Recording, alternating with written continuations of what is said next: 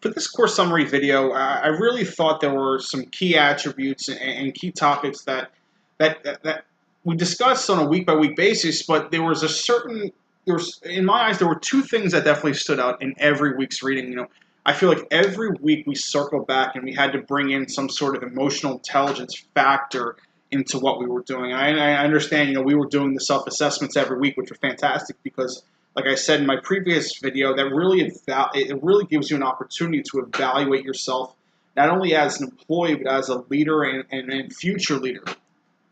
Well, emotional intelligence is such a critical aspect because we talk about how emotional intelligence factors into your leadership styles and how emotional intelligence factors into the art of persuasion versus negotiation.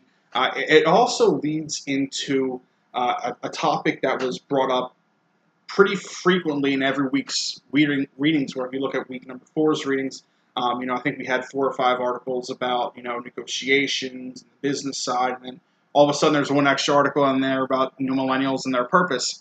When it comes to emotional intelligence as a leader, we understand the trends that are coming towards this business. We understand, all the potential faults that that come with the sports industry. But the one thing as a smart and emotionally intelligent leader is that you have to understand who your workers are. You have to understand what your workplace looks like, and you have to understand what potential candidates are looking for.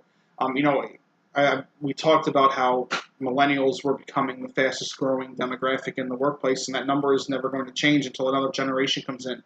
So I think the concepts of millennials and how you as a leader need to start factoring in these kind of things when it comes to not only how you're going to run your business, but how you're going to attract talent. Because the ideas of always just saying, well, you can get paid X amount of dollars doing this job, that resonated maybe 5-10 years ago.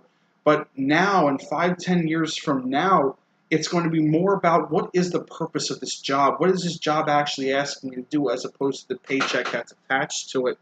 I think there were some really great articles about how the millennials are reshaping the way the workforce is being done right now. And the one thing that I want to be as a future leader in this industry, the one thing that I want to implement into my workforce is I want everyone to love what they're doing. And I only want to bring on people, whatever job it might be, or whether you're in ticket sales or you're in marketing.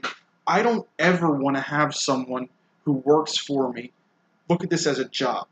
This needs to be a passion. This needs to be something that you think about on a Saturday afternoon or a Sunday night when most people are gearing down, ready for the workforce. No, I want people who are on Sunday night that are amped up and ready to go and ready to dive in first thing Monday morning. I think that's what when it comes to learning about this industry, I want to know what the future trends show. I want to know what what industry leaders are thinking about this and how they are actually going to do it. Because I'm a 30-year-old who has never had any sort of management experience, but I want to know what actual leaders in this industry are thinking, and I want to know what actual leaders in this industry are doing to combat this offset of a new workforce that's entering the job force, and how companies are going to start attracting these millennial talents. Because I feel millennials are very, very intelligent people, and I think there's going to be a rush on millennials where